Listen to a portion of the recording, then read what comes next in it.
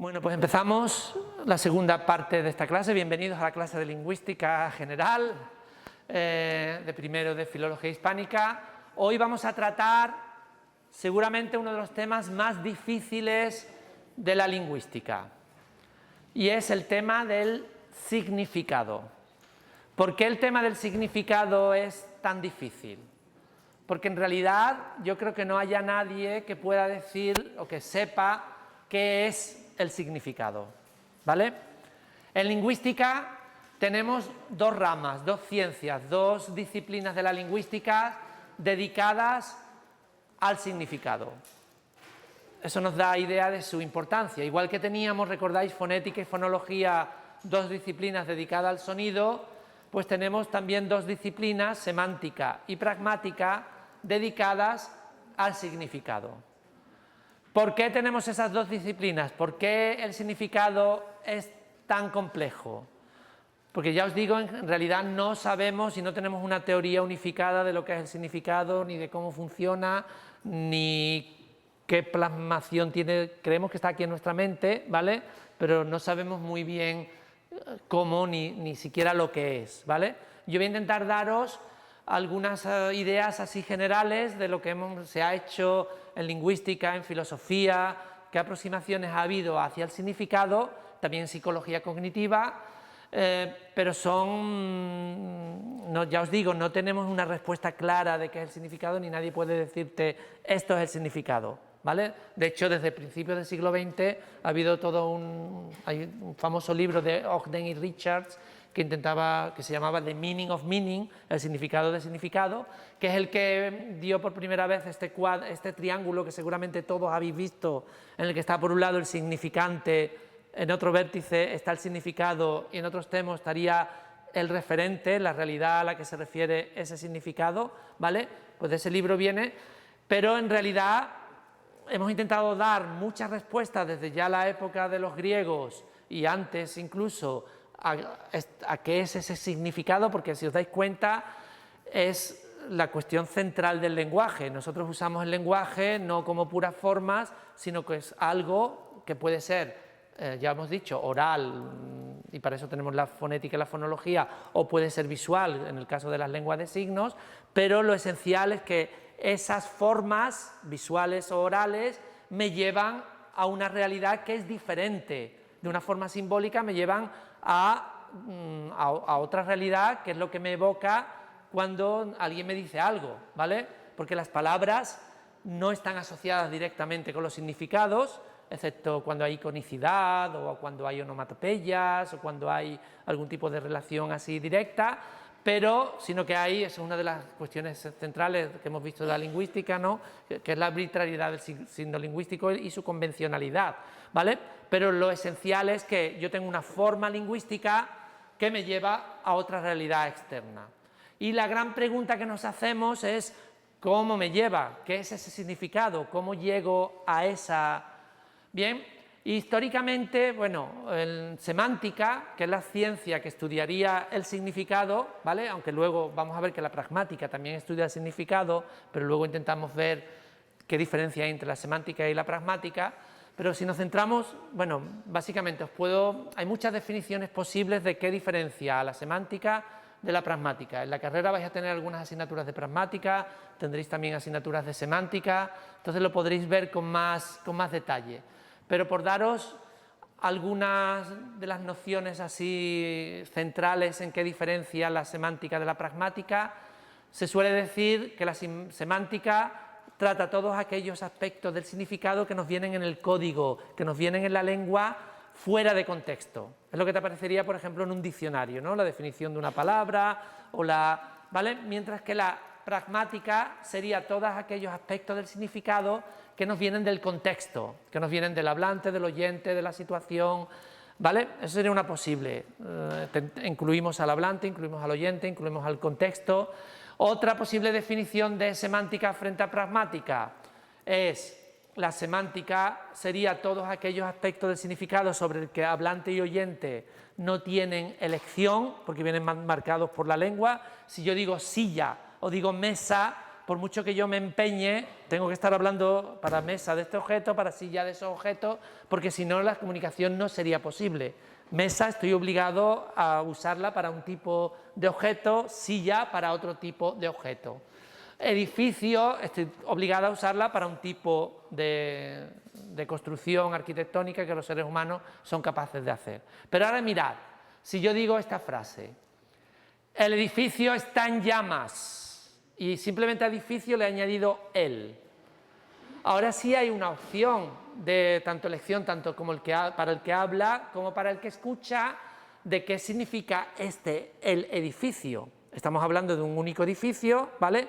Un edificio concreto, eso es lo que tiene significado significado pragmático en un contexto determinado, y va a ser crucial para vosotros determinar si yo cuando digo el edificio está en llamas, me estoy refiriendo a este edificio, en ese caso tendríamos que salir todos corriendo y ponernos a salvo, o estoy mirando por la ventana y me estoy refiriendo al edificio de enfrente, en el cual nos podemos asomar tranquilamente a la ventana y contemplar el espectáculo del edificio en llamas.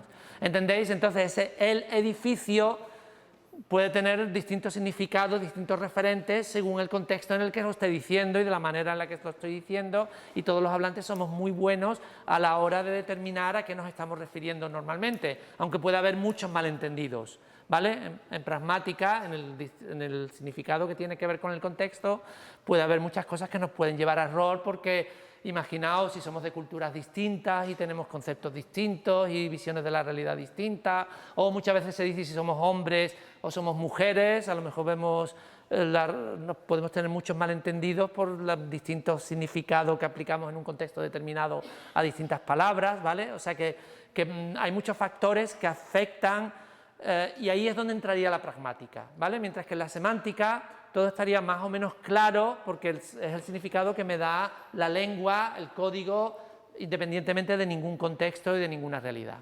Bien, cuando nos hemos aproximado, hemos intentado estudiar el significado desde el punto de vista de la semántica. Hemos tenido normalmente tres perspectivas. Una es lo que llamamos semántica lingüística, la semántica que han estudiado normalmente los lingüistas, desde la lingüística estructural, desde Saussure, es seguramente la semántica que habéis dado en lengua, o estáis dando en lengua española, ¿vale? Luego tenemos la semántica psicológica o semántica cognitiva, que es la que estudiarían los psicólogos, la que es predominante en la psicología, ¿vale? Y luego, en tercer lugar, estaría la semántica que llamaríamos filosófica, luego tiene otros muchos nombres, pero vamos a llamarla así, semántica filosófica, sería la semántica tal como la estudian los filósofos, y sobre todo los filósofos del giro lingüístico que se produjo a principios del siglo XX en la filosofía, donde a las cuestiones del lenguaje se le dio un papel central, ¿vale? Y la semántica formal, semántica filosófica, tuvo un auge bastante importante.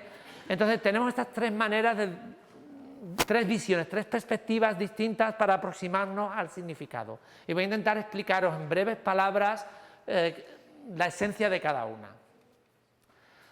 Si miramos qué es lo que hacen los lingüistas a la hora de determinar el significado lingüístico de algo, pues desde la época de Saussure lo que se hace es acudir a esta noción de sistema, donde hay oposiciones entre unos significantes y otros, ¿vale? Y a través de las relaciones semánticas que existen entre estos significantes, relaciones de sinonimia, antonimia, inclusión de unos en otros, construimos como una gran red semántica, ¿vale? Donde imaginaos, yo tengo, ¿qué es ser vivo? Pues ser vivo lo definimos con una serie de características, ¿no? Pero una de ellas es, pues hay distintas clases de seres vivos, animales, yo qué sé, bacterias, plantas. Luego en animales tenemos toda una serie de elementos, ¿no? Mamíferos, no sé qué, no sé cuánto. En mamíferos pues tenemos distintos tipos de mamíferos, ser humano, ¿vale? Ahora tenemos distintos tipos de ser humano, distintos tipos de mamíferos, distintos tipos de perros, ¿vale? Vamos formando una gran red semántica que, si os dais cuenta, es cierto, en cierto modo, y es uno de los grandes problemas que tiene el significado tal como define la lingüística o la semántica lingüística, es un siempre todo termina siendo circular, es lo que le pasa a los diccionarios, ¿no? Si uno mira un diccionario y define una cosa, tienes que ir a la definición, a la vida, siempre terminas siendo circular y definiendo unas palabras en términos de otras y en realidad no estás diciendo nada, porque cómo incardinas, cómo sitúas esas relaciones entre las palabras en la realidad a la que tú te quieres referir. ¿Entendéis? Es decir, que tener todas estas relaciones semánticas, que seguro que habéis estudiado en lengua española y podéis hacer todos estos campos semánticos, podéis hacer todas estas redes donde ponemos en relación unas palabras con otras y definimos el significado de unas palabras en contraposición en esas relaciones que tienen con las otras. A menos, y es lo que suelen hacer los lingüistas para solucionar este problema, que establezcamos algunos axiomas, algunos significados que son de los que partimos, ¿vale? Y damos como definidos, no podemos construir nada, porque todo va a ser circular y todo va a ser un puro bla, bla, bla, bla, bla, ¿entendéis? Porque en definitiva no estamos diciendo nada, ¿vale? Ese es el gran problema, el gran obstáculo que pueda permitir que la semántica lingüística pueda ser una verdadera y buena explicación de lo que es el significado, ¿vale? Entonces, para intentar solucionar este problema, nos vamos a la semántica psicológica o la semántica cognitiva. Y esto nos viene ya desde la época de Platón. ¿Cuál es el significado de una palabra o de cualquier palabra? Pues si yo digo árbol, este es el ejemplo típico clásico de Platón, el significado de árbol es el concepto que yo tengo de árbol. Pero claro, que es un concepto, eso tampoco lo tenemos demasiado claro qué son los conceptos, porque el concepto es algo que tenemos en nuestra mente, ¿vale? ¿Y cómo llegamos a esos conceptos? Llegamos a un concepto a través de las vivencias, a través de nuestra experiencia particular con árboles, ¿vale? Es una experiencia vivida, ¿no? Que hace que nuestro concepto de árbol esté formado por todos los ejemplos de todos los árboles con los que hemos entrado en contacto e intentamos abstraer alguna serie de cualidades, características que hacen que el árbol sea árbol, ¿vale? Eso es lo que intentó Aristóteles, por ejemplo, intentando dar una serie de características necesarias y suficientes para poder definir los conceptos determinados. Pero en la psicología cognitiva, sobre todo del siglo XX, se vio que la mayoría de los seres humanos y que la mayoría de estas categorías no funcionan así, porque no hay una serie para casi ningún concepto hay una serie de características. Lo que se suele hacer luego en la semántica esta lingüística de dar una serie de semas, ¿no? para definir lo que sea, no tenemos una lista de lo que serían esos elementos que constituyen la definición de algo, porque en realidad luego, eso lo han demostrado los lingüistas cognitivos y la semántica cognitiva y la psicología cognitiva, en realidad nosotros para los distintos conceptos funcionamos a través de lo que se llamaría una teoría de prototipos. Hay una serie de ejemplares que son más prototípicos que otros y hay toda una estructura radial de ejemplos más prototípicos y otros menos prototípicos. Por daros un ejemplo, concepto de pájaro. Si vosotros pensáis en pájaro, automáticamente os vienen ejemplos concretos de pájaros que normalmente son estos más pequeñitos con los que tenemos un contacto más diario. Esos son los más prototípicos. Un pingüino, que se puede considerar un pájaro, pero no vuela, no cumple alguna de las características que consideraríamos esenciales sigue siendo un pájaro, pero no es un pájaro prototípico, ¿entendéis? Sino que estaría en los extremos. Entonces, ¿qué hacen los psicólogos, qué hace la semántica psicológica para intentar solucionar este tema de cómo definimos el significado y cuál sería el significado de las palabras y cuál sería el significado de las oraciones? Acudimos al concepto, a la idea de concepto, ¿vale? Y a la idea de la imagen mental que tenemos de cada uno de esas palabras, y luego cuando ponemos palabras juntas para formar oraciones creamos una especie de mapas mentales, que es lo que creen los psicólogos que nos permiten acceder al significado. A medida que yo voy hablando, vuestra mente está construyendo una serie de mapas mentales que está basado en lo que sabéis de las palabras que yo estoy diciendo y de la sintaxis y de cómo se construye y cómo voy formando, y esa imagen mental ese mapa mental sería lo que vosotros consideráis como significado. Y entonces, fijaos, esto es interesante, en el triángulo ese del que hemos hablado, yo tengo por un lado el significante, la forma, la expresión formal, tendría en el significado lo que serían esos conceptos o esos mapas mentales que construyo, ¿vale? Y luego, relacionados con esos conceptos, estaría la realidad a la que me refiero, ¿vale? Entonces, pero tendría todo esto en mente, todo el significado estaría en realidad en la mente de los hablantes, ¿vale? De una lengua determinada. Eso es lo que dicen los psicólogos. Los filósofos, en general, esta filosofía analítica del siglo XX que dio el giro lingüístico y que estableció esta semántica formal, esta semántica que está basada en la lógica y que para los filósofos en realidad el significado no funciona así. No funciona, no hay una mente, no hay unos conceptos intermedios, sino que el significado se establece de la relación directa, ¿vale?, entre la forma lingüística y lo que ellos llaman modelos de la realidad, ¿vale? Y por eso a este tipo de semántica también se le llama, en inglés, Model Theoretical Semantics, semántica basada en modelos. Y esto va a parecer un poquito extraño, pero así es como operan los filósofos y en cierto modo tienen parte de razón. Y os voy a intentar dar algún ejemplo. Para la filosofía, para la semántica filosófica, ¿cuál sería el significado de una palabra como árbol? Mirad, esto es una operación, puede parecer absurdo, pero tiene mucho sentido, ¿vale? ¿Qué tengo que hacer para determinar qué significa árbol? Bueno, pues yo me tengo que ir a la realidad, ver el mundo y ver todos aquellos objetos que yo llamaría árbol, ¿vale? Lo pongo en un conjunto, el conjunto de todos los árboles que hay ahora mismo en el mundo. Pero cuidado, no me vale solamente los árboles que hay en este mundo ahora. Tengo que ver todos los árboles que ha habido en el mundo a lo largo de toda la historia, desde que el mundo es mundo, ¿vale? Y todos los árboles que va a haber en el mundo hasta que el mundo se acabe, ¿vale? Y ese conjunto de todos los árboles de este mundo y de todos los mundos posibles, de los cuales hay infinitos, porque gracias a nuestras imaginaciones y demás podemos imaginar todo tipo de mundos poblados de todo tipo de árboles, ¿vale?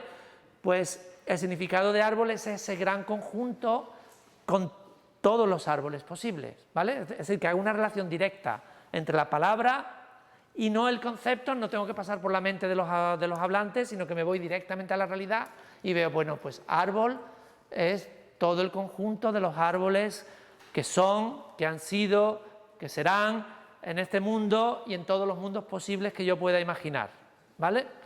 Eso es árbol. ¿Cómo llego a combinar significados? Porque ahora yo tengo que, a la hora de juntar unas palabras con otras, si yo digo, por ejemplo, árbol de hoja perenne, ¿no? O árbol de hoja caduca, ¿no? Son las clases así.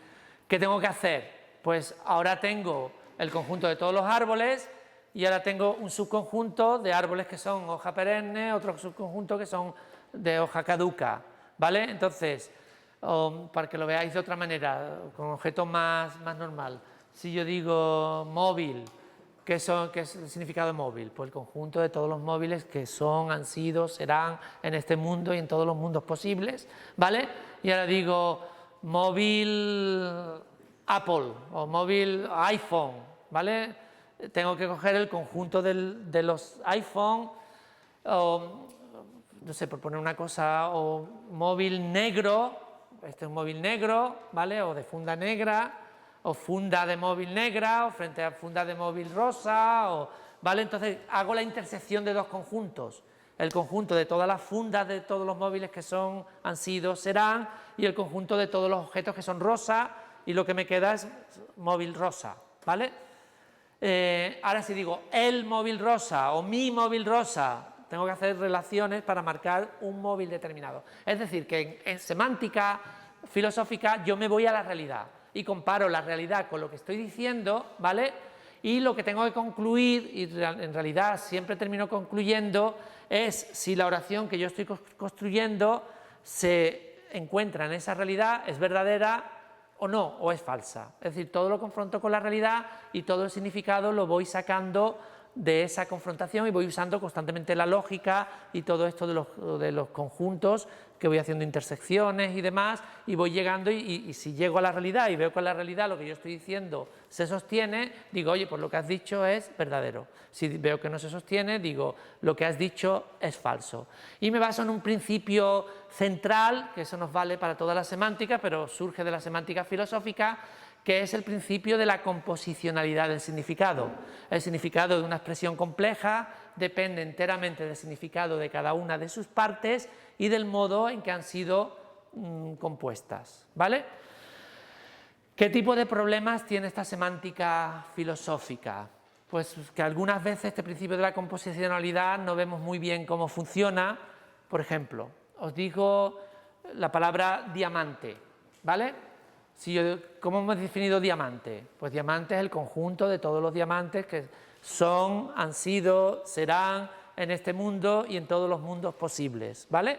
Y yo puedo hablar de diamante de 20 quilates o de diamante, no sé, bonito, diamante muy valioso, puedo hacer todas esas intersecciones del conjunto diamantes con todos estos demás conjuntos para darme significados específicos de distintos tipos de diamante.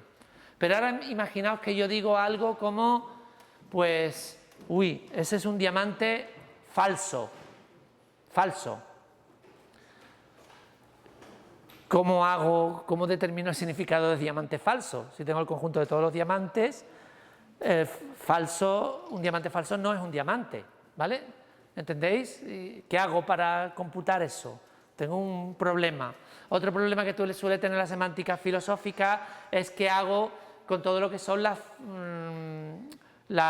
el lenguaje no literal, todo lo que son las expresiones idiomáticas, metafóricas, etcétera, que no son tan fáciles de computar, ¿vale?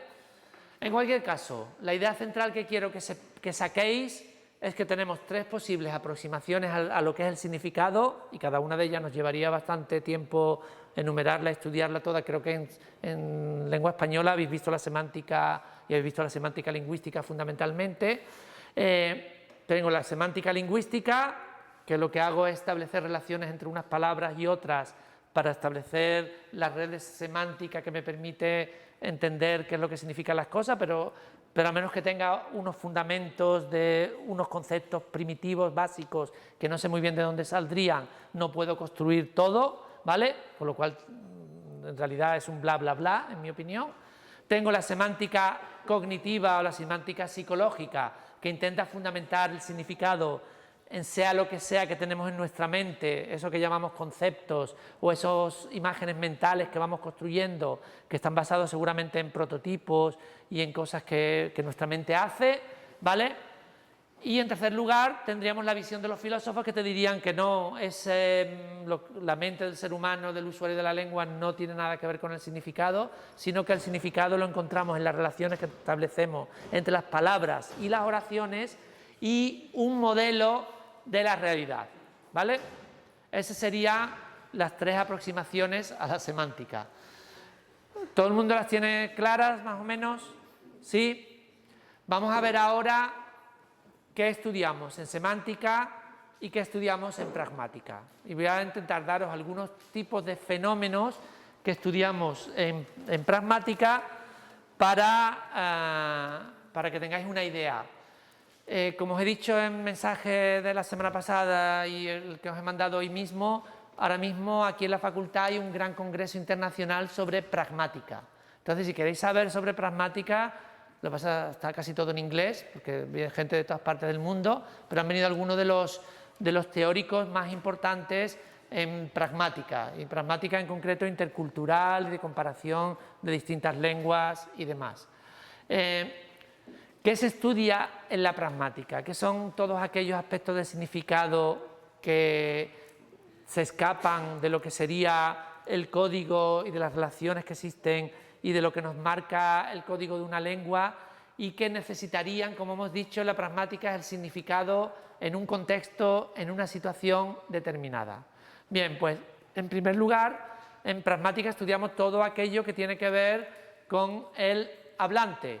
¿no? Si el hablante tiene estados emocionales o una cuestión expresiva, lo que está diciendo el hablante, las palabras cambian automáticamente de significado, ¿vale?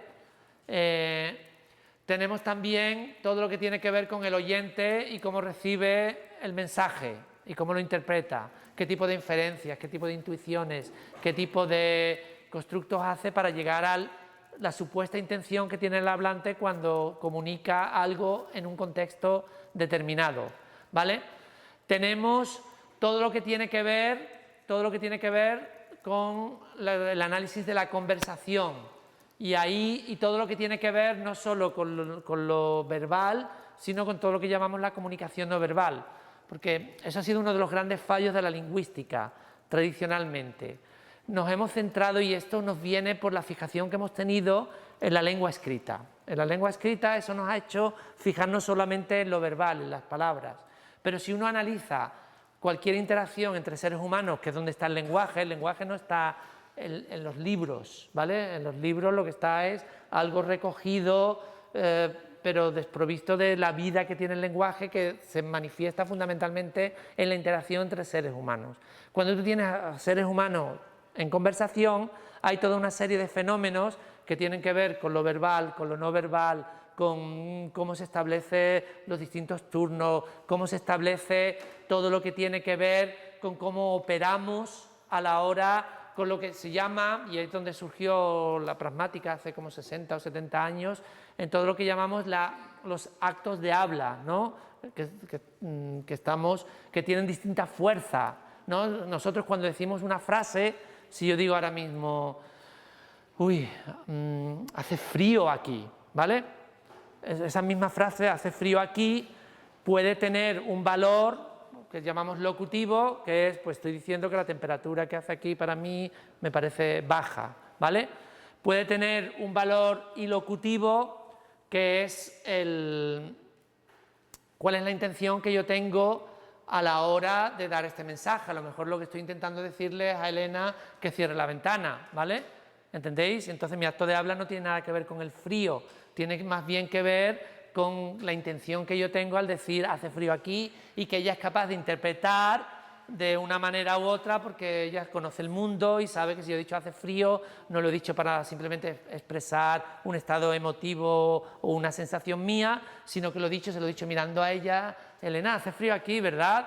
Y automáticamente quiero que ella cierre la ventana. Esa es mi intención, es el acto ilocutivo. Y el acto perlocutivo sería si tengo éxito y logro que Elena se levante y cierre la ventana, ¿vale? Pues todo eso de cómo opera el lenguaje y cuáles son las intenciones de los hablantes, qué es el mensaje que está diciendo literalmente, pero cuál es el acto de habla indirecto, si es un deseo, es una orden, o es una promesa, o es todo eso, y qué efecto tiene en la realidad, si logro cambiar el mundo a través de mi lenguaje. Entonces hay algún tipo de oraciones que son muy poderosas, como por ejemplo cuando un sacerdote en un acto de una boda dice yo os pronuncio marido y mujer, esa oración ha cambiado el mundo, porque lo que antes no eran marido y mujer, ahora lo son. O si un juez en el final de un juicio dice te sentencio a 10 años de cárcel, esa sentencia, o yo os declaro marido y mujer, bueno, ya lo he dicho antes, esa sentencia, esa oración, o no tiene que ser un juez, si yo os digo prometo que, y digo lo que sea, ¿vale? Mi oración de promesa tiene a su vez un efecto en el mundo, y toda oración en realidad tiene un efecto en el mundo, ¿no? Yo he establecido una promesa y he llegado a un compromiso con vosotros. Bueno, pues todos esos elementos que tienen que ver con los actos de habla y cómo se interpretan y qué tipo de significados tienen y demás, todo eso lo estudia también la pragmática, ¿vale? En pragmática, eso ya lo veréis con más detalle en otras asignaturas seguramente, se estudia también todo lo que tiene que ver con lo que hay un filósofo bastante famoso que se llama Grice, que estableció unas máximas de la conversación entre los seres humanos. Normalmente cuando nosotros hablamos unos con otros, establecemos una serie de principios que para que la comunicación funcione tienen que obedecerse, y si yo violo alguno de estos principios, la comunicación va a sufrir. aunque normalmente lo más interesante de la conversación surge de las violaciones de estos principios, ¿vale? Pero la primera máxima de la conversación de Grice es, normalmente asumimos que cuando alguien nos dice algo, lo que nos está diciendo es verdad, ¿no?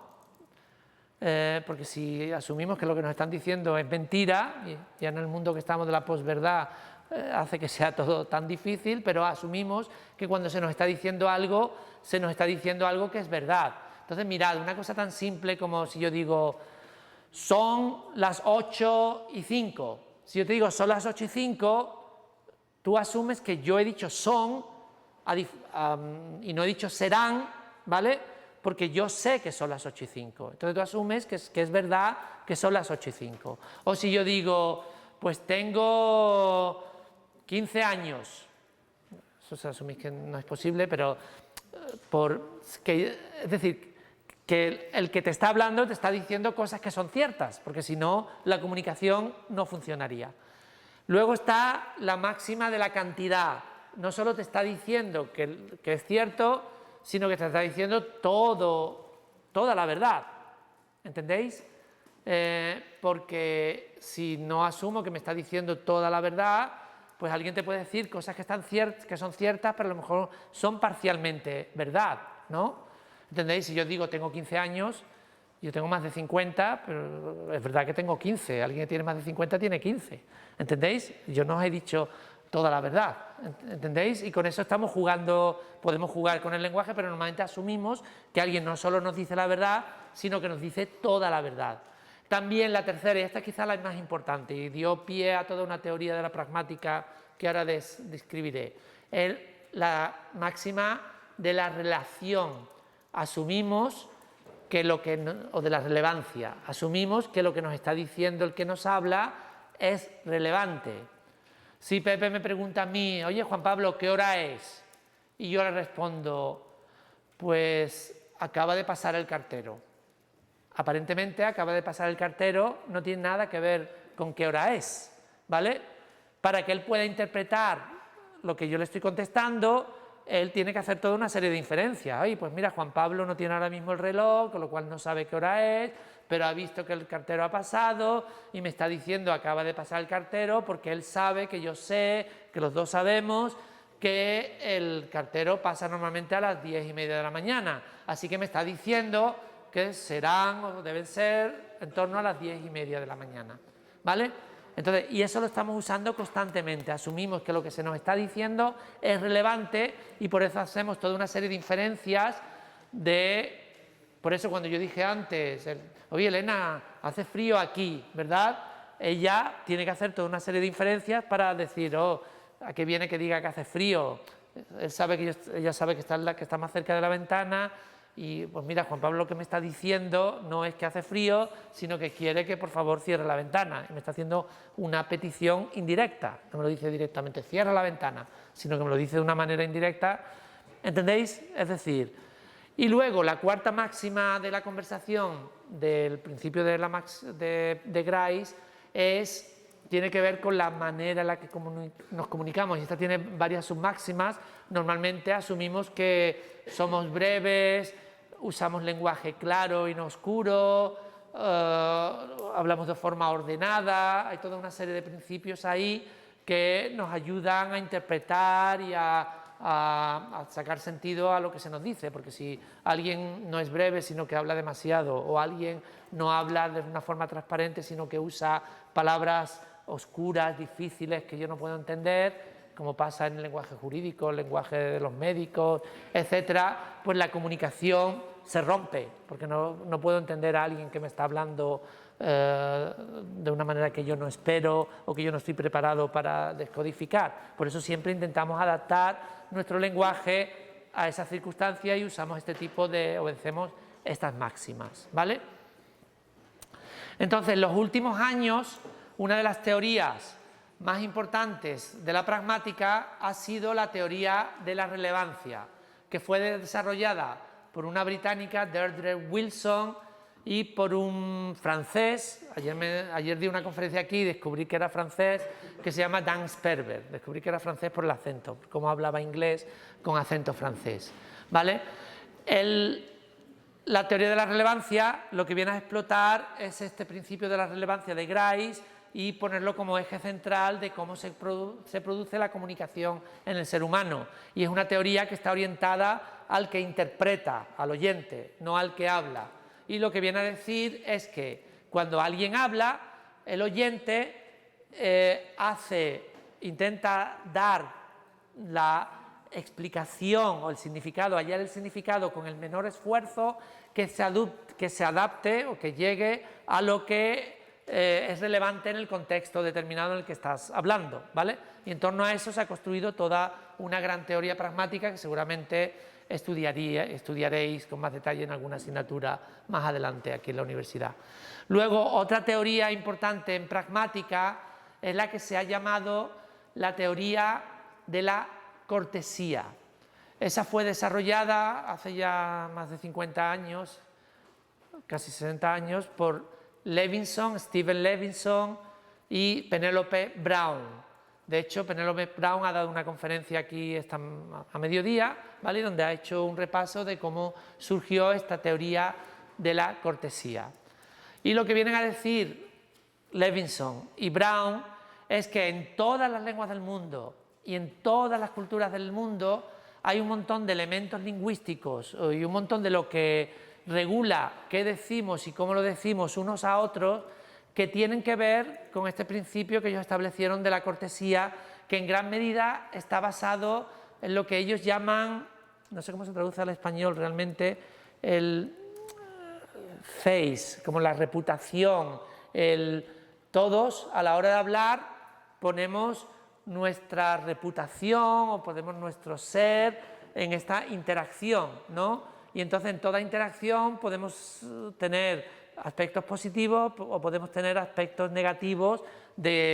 Entonces, constantemente, y en todas las sociedades pasa esto, tenemos que ser muy conscientes en todo momento de quién soy, qué lugar ocupo en la sociedad, a quién le estoy hablando y en gran medida todas las decisiones que tomamos respecto a lo que decimos y cómo planteamos la interacción y cómo nos comunicamos y cómo interpretamos lo que se nos está diciendo, tiene que estar en este marco, y la cortesía juega un papel central y fundamental. Mirad todo lo que pasa en español con el tú frente al usted. Tenemos que saber, y eso es algo que ha sufrido cambios en los últimos 40, 50 años aquí en España, que a mí me ha hecho, por ejemplo, muy difícil saber en todo momento a quién le tengo que hablar de tú, a quién le tengo que hablar de usted. Yo espero que vosotros ya lo tengáis más claro, ¿vale? Porque es algo que ha cambiado, porque han cambiado los roles sociales, ha cambiado la jerarquía, pero hay otras lenguas, otros países, otras culturas. Por ejemplo, si vais a Japón o vais en países orientales, tú tienes que saber si eres un varón, si eres una mujer, si eres un niño, y a la hora de hablar con distintas personas de distintas edades y de distinta clase social, tienes que ajustar los elementos de cortesía adecuadamente, ¿vale? Ya es prácticamente la hora, pero básicamente lo que he intentado hacer, ¿vale?, es un pequeño recorrido sobre qué es la semántica, qué es la pragmática, cómo la pragmática es el estudio del significado en contexto, y hemos visto algunas de las teorías y algunos de los elementos centrales de la pragmática.